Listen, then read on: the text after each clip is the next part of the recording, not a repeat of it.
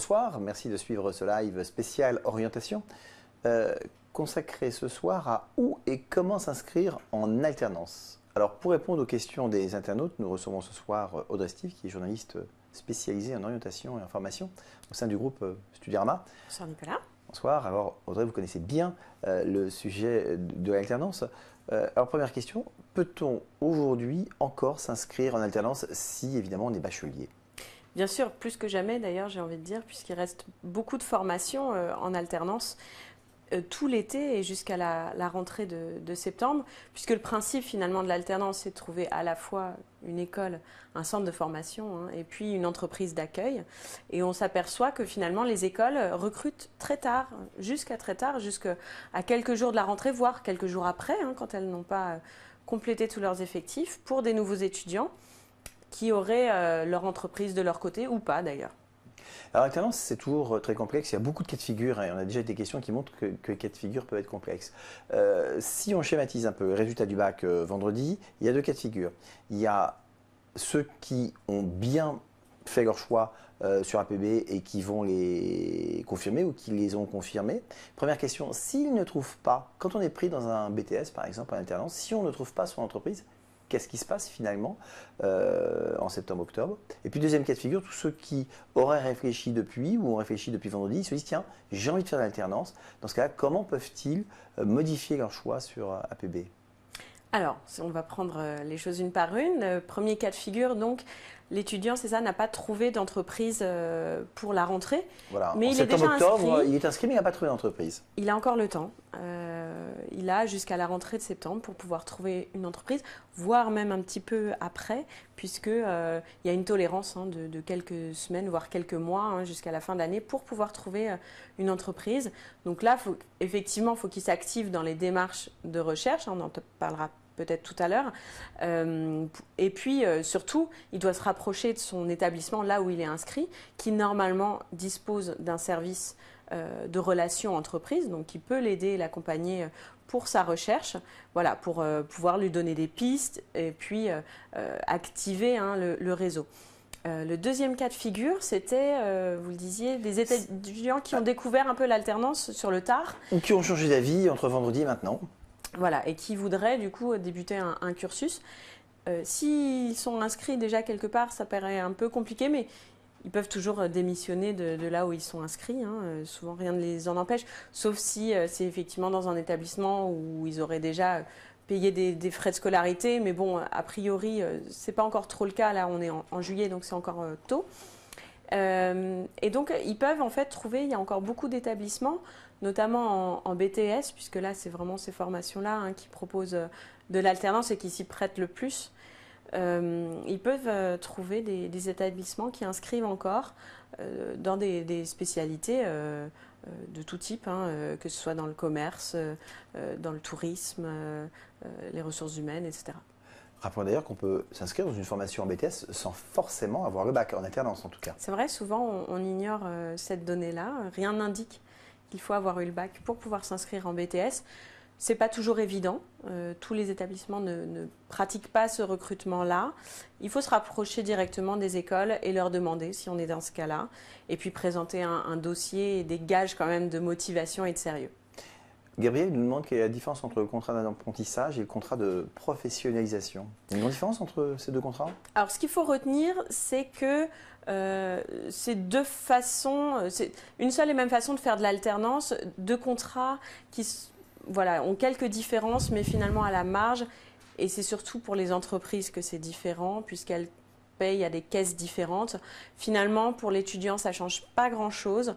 Il aura grosso modo la même formation, le même principe d'alterner études et période en entreprise. Sur les taux de rémunération, on est sur des taux sensiblement différents, mais au final, il n'y a pas beaucoup de différence. Nino nous demande si on peut devenir kiné en alternance. Alors, a priori non, enfin kiné, toutes les études de santé, certes, on fait de la pratique, on est sur des cas pratiques, mais on ne peut pas vraiment parler d'alternance puisque c'est pareil, on peut faire des stages d'observation en cabinet, par exemple, chez des professionnels, mais là, il n'est pas question d'alternance. C'est vraiment un modèle pédagogique très spécifique. Plusieurs internautes nous demandent si vous avez des conseils pour trouver une entreprise et comment il faut s'y prendre. C'est vrai que c'est la grande angoisse des étudiants qui se lancent dans l'alternance. Où trouver une entreprise d'accueil? Alors, comme je disais tout à l'heure, la première étape, à mon sens, c'est de trouver déjà son centre de formation qui, s'il est sérieux, aura au moins une personne, voire un service dédié à la recherche d'une entreprise et qui va avoir un réseau d'entreprises dont il va pouvoir faire profiter l'étudiant. Ça peut être un critère de choix de l'école, ça. Bien sûr, et ça doit être un critère de choix. Quelles sont les entreprises partenaires de l'école? Quelles sont les relations privilégiées qu'il peut nouer avec lui? Parce que ces écoles ont besoin de trouver chaque année des nouvelles entreprises partenaires. Donc ça, c'est une première chose. La deuxième, c'est que sur Internet et sur des sites, des job boards, et notamment sur Studirama Emploi, on trouve des annonces pour des postes en alternance. Donc il ne faut pas hésiter à candidater. Ça, c'est, je dirais, toute la partie aussi visible de l'iceberg. Il ne faut pas oublier la majeure partie ce qu'on appelle le marché caché un peu de l'emploi. Et là, c'est par le biais un peu du réseau. Mais qu'est-ce que c'est le réseau finalement? C'est toutes les personnes qu'on va connaître. C'est par le biais de sa famille, ses parents, les parents de ses amis.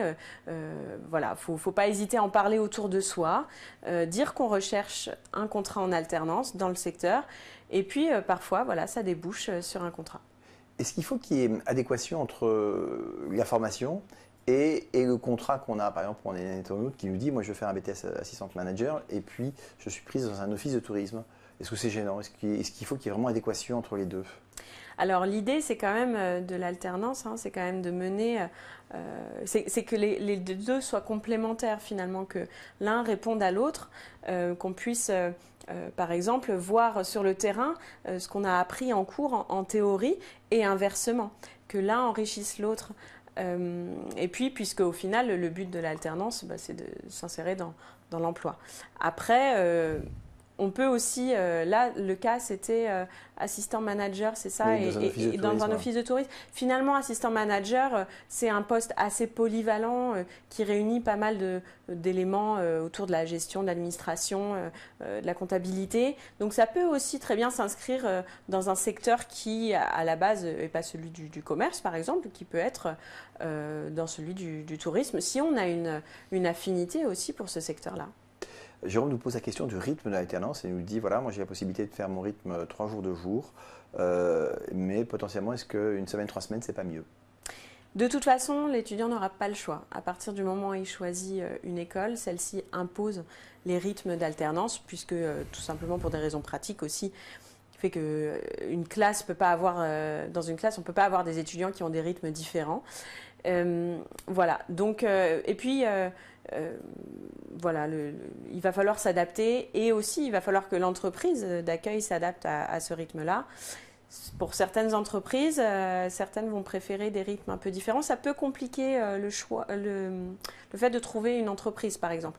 Mais globalement, si l'école a choisi tel ou tel rythme, c'est qu'elle avait ses raisons, c'est que par rapport à la formation qu'elle propose, c'est plus adapté. Alors, l'alternance, c'est un outil fantastique d'intégration. On connaît les chiffres. Quand vous sortez d'une formation d'alternance, vous avez plus de chances que d'autres de vous insérer sur le marché du travail. Pour autant, ça peut parfois ne pas bien se passer. Il y a Maëva qui nous dit, voilà, moi je suis tentée par l'alternance, j'ai une amie qui l'a fait, ça s'est pas bien passé. Comment peut-on rompre son contrat si on en arrive à cette extrémité-là? Alors, si ça se passe mal, dans le cadre de l'entreprise, moi, ce que je conseillerais, c'est d'attendre un petit peu parce qu'il y a parfois des ajustements qui sont nécessaires. Il ne faut pas jeter l'éponge trop tôt. Après, il y a quand même des recours. Il faut savoir que, comme tout contrat de travail, l'alternance prévoit une période d'essai. Donc, c'est le moment où on se teste un petit peu. Donc, tant l'étudiant que l'entreprise peut décider de ne pas aller au bout de ce contrat d'alternance et donc, à la fin de cette période d'essai, décider de rompre le contrat. Il est possible, au-delà de la période d'essai, de rompre aussi le contrat, mais c'est plus compliqué. On se tourne tout de suite vers des problématiques de droit du travail. Voilà, donc il faut savoir que c'est pour ça que dans le choix de son entreprise, il ne faut pas faire ce choix à la légère. il ne faut pas prendre la première entreprise qui passe, il faut vraiment que ce soit cohérent avec le projet et puis qu'on ait avant pris le temps évidemment de discuter avec le futur tuteur des missions qu'on allait faire, de l'ambiance, sentir un petit peu sur les lieux l'ambiance de travail et puis voilà, pas hésiter à aller voir ses responsables de formation dès que ça se passe, bon, on a l'impression que ça ne se passe pas très bien. Eux peuvent aussi réussir à déminer des situations, ils connaissent bien.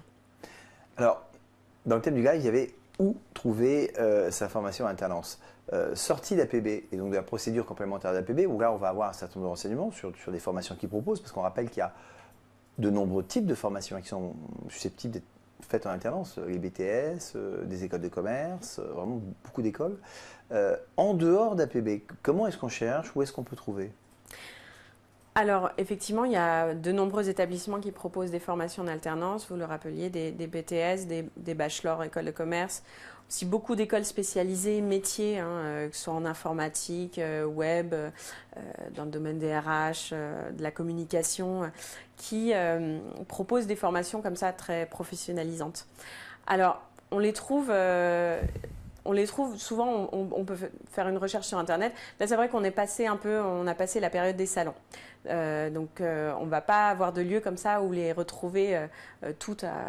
Sauf sur l'annuaire des formations qui recrutent, sur Studirama. Et donc, voilà, j'allais y venir. Effectivement, sur Studirama, par exemple, on vous propose cet annuaire des formations avec tous les établissements qui recrutent encore tout l'été. C'est un annuaire qui est en fait réactualisé quotidiennement par les établissements eux-mêmes. Donc, quand ils ont des places à proposer, ils en font part aux internautes. Quand ils ont fini leur recrutement, effectivement, ils disparaissent de cet annuaire. Donc, c'est assez pratique puisqu'on peut faire une recherche par spécialité, par type de diplôme déjà, puis par spécialité, puis par région. Voilà. Quand on s'engage dans un BTS en alternance, on s'engage obligatoirement pour les 2 ans, ou on peut faire la première année en alternance et puis décider de finir la seconde en initiale. A priori, on s'engage plutôt pour les 2 ans en alternance. Souvent, d'ailleurs, les contrats d'alternance signés avec les entreprises sont de 2 ans. Il peut arriver que ce soit une seule année et qu'il faille donc trouver une autre entreprise ensuite. Mais généralement, elles s'engagent pour 2 ans puisque pour elles, c'est plus intéressant d'investir sur un étudiant pendant 2 ans, le temps qu'il apprenne et qu'il soit opérationnel. Finalement, il se passe un peu de temps. Donc, c'est plus intéressant que de repartir sur quelqu'un de nouveau à former. Donc voilà, moi je conseillerais plutôt, puisque le but de l'alternance c'est de mener à l'emploi, de faire ces 2 ans en alternance. Ismaël nous demande où est-ce qu'il peut trouver un BTS SEO en alternance. Maintenant on peut répondre que c'est soit le process APB complémentaire, enfin, la procédure. Voilà, c'est ça, parce que je ne sais pas spécialement où il habite, donc je ne sais pas où il cherche, dans quelle région il cherche, mais a priori oui, il existe encore pas mal de possibilités dans ce secteur-là, informatique. Et puis, pour trouver une entreprise d'accueil, il ne devrait pas avoir de problème non plus. Après, j'allais dire sur le calendrier, voilà, il faut commencer vraiment activement à se mettre en recherche puisqu'on est sur la période de l'été, donc les établissements vont aussi partir en vacances, les entreprises aussi. Donc, il ne faut pas attarder. Voilà. Mais déjà, il a un projet, il sait quel BTS il veut intégrer, donc il ne devrait pas avoir de mal à trouver. Martin nous demande si on peut faire l'alternance directement en sortant du lycée après bac.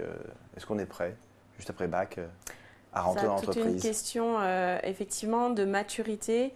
Ça, c'est ce qui revient souvent dans le discours des responsables de formation et des recruteurs. C'est qu'il faut quand même avoir une certaine maturité, savoir s'organiser, puisque une formation en alternance, c'est lourd.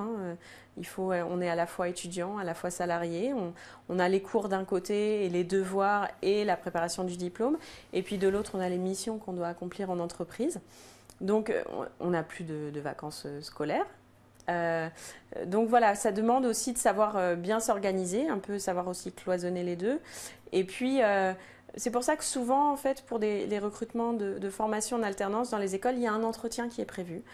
Parce que c'est une façon aussi de tester la motivation, la maturité, la personnalité du candidat, savoir s'il est vraiment fait pour ça et s'il va s'épanouir dans cette formation.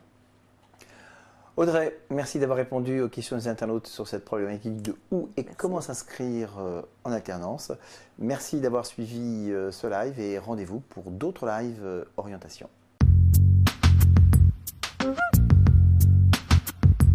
Merci.